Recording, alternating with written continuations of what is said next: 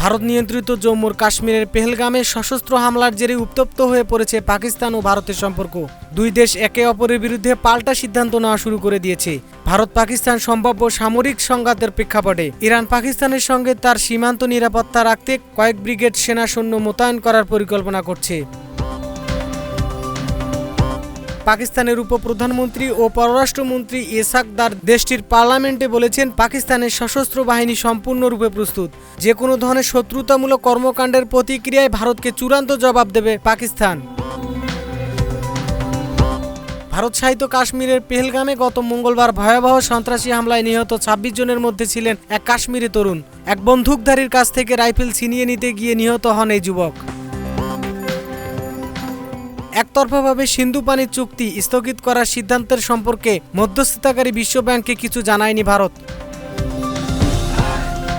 পেহেলগ্রামে সশস্ত্র হামলার পর ভারতের প্রতিক্রিয়ার জবাবে পাকিস্তান ১৯৭২ সালের সিমলা চুক্তি স্থগিত করেছে। ১৯৭১ সালে বাংলাদেশের স্বাধীনতা যুদ্ধের পর ভারত ও পাকিস্তানের মধ্যে সই হওয়া গুরুত্বপূর্ণ শান্তি চুক্তি ছিল এটি।